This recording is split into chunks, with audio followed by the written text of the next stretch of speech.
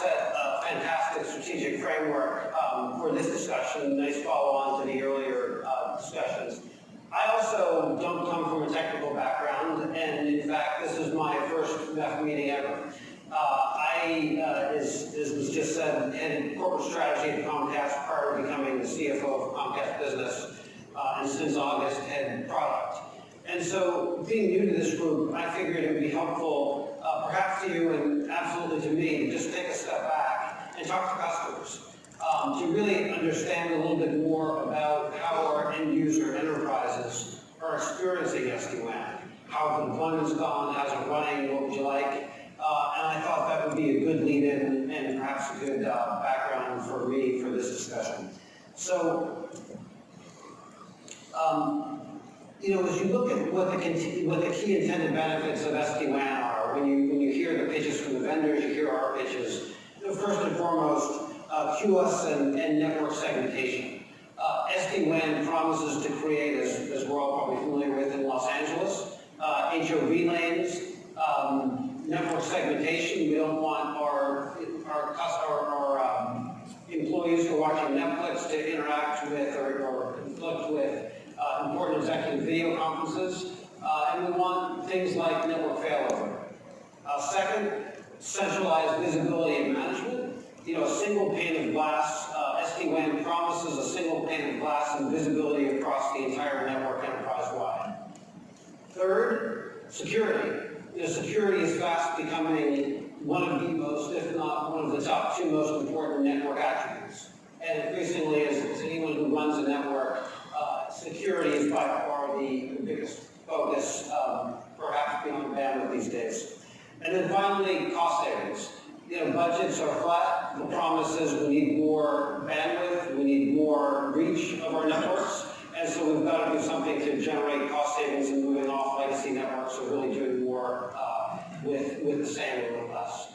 And so that's the pitch of SD-WAN, that's the promise. As we talk to customers, what we hear them tell us is, really the two most important aspects of SD-WAN adoption, why they adopt SD-WAN, are the first two, QoS and network segmentation and centralized visibility management, more so probably than security and QoS and cost of service, which I'll get to.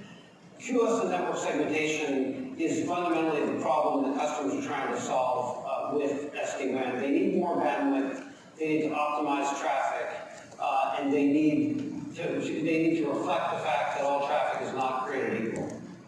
Secondly, centralized visibility and management. And here it's in large part a labor challenge. There's a shortage of skilled labor increasingly as we manage nationwide or global networks. There's not the skills on the edge, on the endpoints of the network, and so more needs to be done centrally. And of course, as it always is, the network becomes more important, the priority of responding faster is even greater. Security, I would have thought, in fact, we adopted the Versa platform when I looked at how Versa describes itself. It describes itself as an SD-WAN and security company. And for many SD-WAN platforms, the promise is it brings SD-WAN and security together.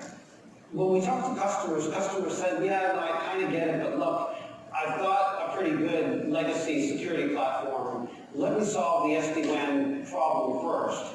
I can live with my legacy security operations or platform, and then perhaps over time I'll bring those two together.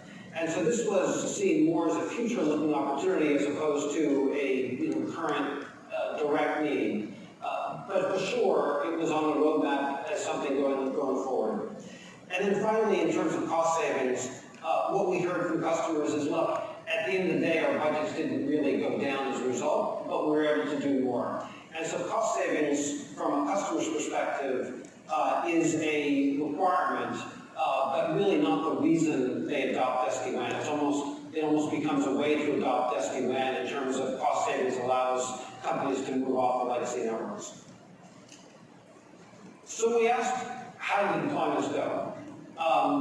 6.5, not bad actually.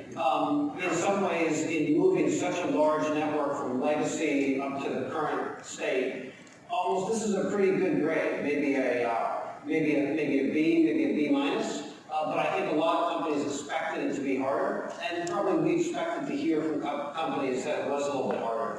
And so when we asked what made it a success, first, network inventory. A lot of companies just don't really know what's on the LAN, let alone the wide area network. And so understanding everything that's connected to the LAN before making the transition is critical. Golden config, getting the site configuration set up, locked down, tested prior to rollout is critical. And then leading into the third point, really there's always an urgency to move faster.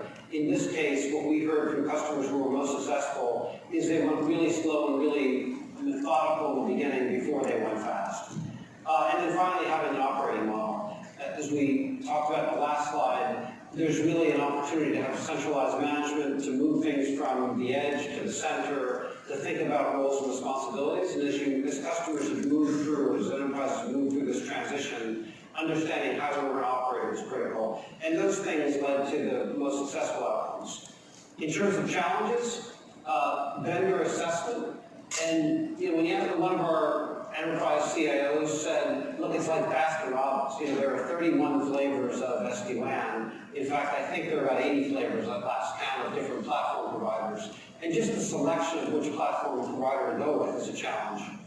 Support. The current IT staff, not surprisingly, has typically never done an SD-WAN implementation. And so getting outside expertise and getting service provider assistance and platform assistance to make those transitions go well is critical. Connectivity, I think the long pole in the tent oftentimes was, as you can move off legacy networks, just getting more fiber, more connectivity to the edges, that oftentimes was the hardest problem to solve in terms of deployments. And then finally, as we think about network segmentation and QoS, voice traffic seemed to be a struggle in more than one cases. As you move all the traffic to SD-WAN and run the voice over it, some customers struggled with voice QoS in the transition. So once these platforms have been deployed, turning to operations hasn't been going. About 8.5, almost everyone we talked to was pleased in terms of how it's gone, the benefits they're getting from it, the decision they made to move forward. So, at least an A- in this respect. Where are customers possibly surprised? Analytics and reporting. The ability to draw more information and more data off the network was something they didn't have access to in the past and found very helpful. Bandwidth. More is always better. I think customers feel the ease and the constraint lifted as they were able to move, as they were able to increase the capacity of the underlay, with these new SD-WAN overlays. And then proof of concepts. The fact that they did the proof of concept, they proved it out, and so in some respects weren't surprised about what they didn't get, but were more surprised by once they had the whole enterprise running on SD-WAN. It generally worked very, very well. How can it be improved? Troubleshooting ops and tools. When something goes wrong, customers struggle and have struggled a bit in terms of how do I really understand what's going wrong? Is it the application? Is it the network? Is it the connectivity? Is it the interface? How do I get better troubleshooting and tools to help me fix things when they go down? Digital experience. Customers love having the ability to fine-tune networks, the granularity. On the other hand, what we heard more was, please make it some more simple for me. It's great that I've got all this control, but I really want more automation and more simplicity. And then the transition from legacy networks. Customers like the fact that it was a transition, that you can put SD-WAN on top of MPLS. But as customers get into these networks, they actually want to move off the legacy network faster, and getting the whole journey done has been perhaps a little more challenging than what they've expected.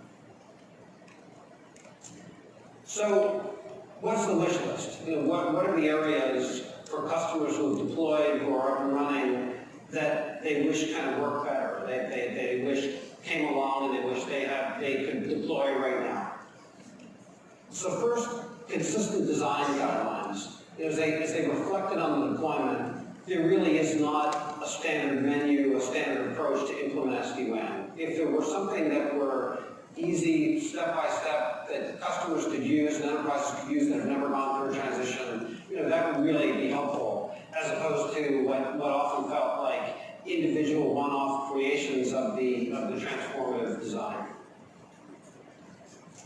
Second, support for IoT and mobile. As customers deploy and replace their legacy WANs and LANs, they're moving from their legacy environments where they were effectively managing sites and a number of set devices that are identifiable on the local area network.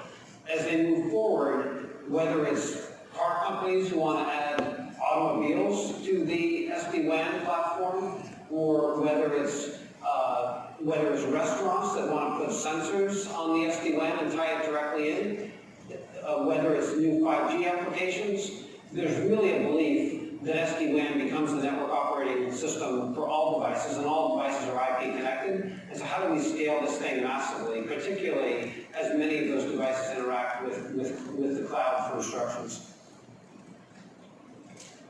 Third, self-reporting and self-healing by the service provider.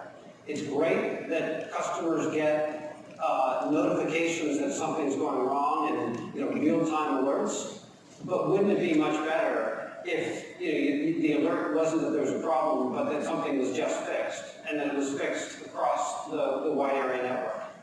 Customers, as they face their own operational challenges and labor challenges, that they want the network to do more as opposed to them having to intervene. And then finally, we talked about this, simplify. The power of these systems is fantastic. The thirst is for something that's just more simple. Related back to the last point, it's great that we get all these tickets and it's great that we get all these analytics, but I almost really more prefer something that told me everything was working fine and maybe just a smiley face at the end of the day instead of a long report. So those are the four areas. As we talked to customers, we heard where should we take SD-WAN as an industry forward? Consistent design guidelines, IoT and mobile device support, self-healing, self-reporting, and simplification. So from my perspective, after having done these discussions with colleagues, what are the key takeaways for MEF? First, from a service provider perspective, we're all challenged. Back to the Baskin-Robbins 31 or 80 flavors. We tend to support a couple flavors or a couple different platforms of SD-WAN. One really deeply, maybe a couple lightly. Our customers oftentimes come to us having made the SD-WAN decision, and our customers come to us with challenges of their own and their IT support and their IT staffing to support those platforms and want our help.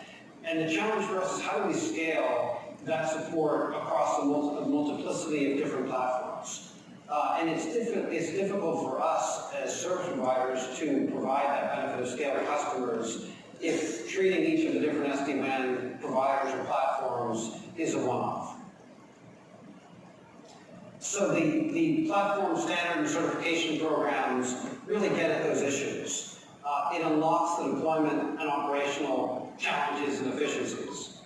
As we think about a common language and this thirst for common design guidelines, efficiency, ease of deploying the systems, really getting a common language around SD-WAN, who does what does what, carrying that across the different providers of platforms enables us to get scale. And then, more importantly, it enables us to coordinate these things, as Mark talked about, connecting the left side, the traffic, to the commercial terms. We were talking about this yesterday in some of the meetings, if back to the self-healing, self-reporting.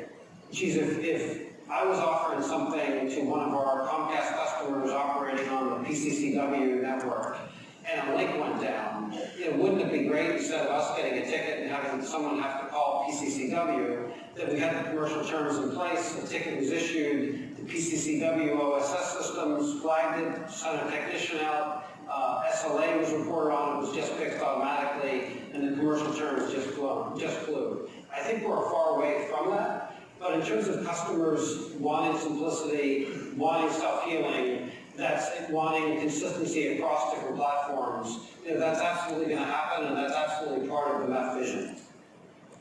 And then finally, collaboration with industry groups like ONOV.